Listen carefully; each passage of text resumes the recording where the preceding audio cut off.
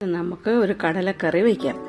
കടലയ്ക്ക് ഞാൻ 3 സവാള, 3 tomato, 1.5 table spoon ഇഞ്ചി, വെളുത്തുള്ളി ഇത് രണ്ടും കൊത്തിയരിഞ്ഞത്, ഒരു 3 പച്ചമുളക്, കുറച്ച് കറിവേപ്പില എടുത്തിട്ടുണ്ട്. പിന്നെ ഞാൻ 1.5 ടേബിൾ സ്പൂൺ മുളക് പൊടി, 1.5 ടേബിൾ സ്പൂൺ കാശ്മീരി മുളക് പൊടിയും, പിന്നെ ഒരു 3 ടേബിൾ സ്പൂൺ മല്ലിപ്പൊടി, ഒരു 1.5 ടേബിൾ സ്പൂൺ വെജിറ്റബിൾ മസാല, പിന്നെ 1/2 ടീസ്പൂൺ വീതം കുരുമുളക് പൊടിയും മഞ്ഞൾപ്പൊടിയും. അതിലോട്ട് ആവശ്യത്തിന് ഉപ്പിടുക. കടലയ്ക്കും കൂടെ വേണ്ട ഉപ്പിടണം. എന്നിട്ട് നമ്മൾ ഇതെല്ലാം കൂടെ നന്നായിട്ട് യോജിപ്പിക്കണേ.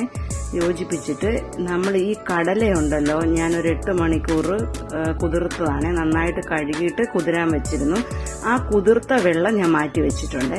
എന്നിട്ട് ഇത് നന്നായിട്ട് മിക്സ് ചെയ്തിട്ട് കടലയ്ക്കകത്തോട്ടിട്ട് നമ്മൾ കടലയുമായിട്ട് ഒരുമിച്ച് ഇതിനെ ഒന്നും കൂടെയൊക്കെ നന്നായിട്ട് മിക്സ് ചെയ്തിട്ട് ആ വെള്ളം കടല കുതിരാൻ വെച്ചിരുന്ന വെള്ളം ഒഴിച്ച് നമുക്കിതിനെ വേവിച്ചെടുക്കണം. ഒരു 6-7 പ്രഷർ കേട്ടാൽ മതിയേ. തേങ്ങാക്കൊത്ത് എൻ്റെ കയ്യിലില്ലായിരുന്നു, ഉണ്ടെങ്കിൽ അത് നിങ്ങൾക്ക് ആഡ് ചെയ്യാം.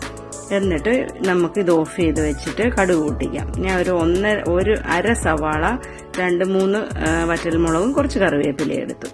കടുക് പൊട്ടി. അതിലോട്ട് നമുക്ക് ഇതെല്ലാം കൂടെ ഇട്ട് നന്നായിട്ട് ഗോൾഡൻ കളറാക്കണം. ഈ സവാളയും മുളകും കറിവേപ്പിലയൊക്കെ ഗോൾഡൻ കളറാകുന്ന വരെ വഴറ്റണം. കടല നന്നായിട്ട് വെന്ത് അടച്ചു വെച്ചിട്ടുണ്ട്. ഇപ്പോൾ അതൊന്ന് തുറന്നു നോക്കി. നന്നായിട്ട് വെന്തിട്ടുണ്ട്. എന്നിട്ട് ഇതുപോലെ ഫ്രൈ ആയി കഴിയുമ്പോൾ എണ്ണ ഒന്ന് തെളിയിച്ചിട്ട് അതിലോട്ടൊരു 1/4 ടീസ്പൂൺ കാശ്മീരി മുളക് പൊടി ഇട്ടിട്ട് ഓഫ് ചെയ്യാം. എന്നിട്ട് നമുക്കിതിനെ കടലയിലോട്ട് ഒഴിക്കാം. കടലക്കറി റെഡി. എല്ലാവരും ഉണ്ടാക്കി നോക്കണേ.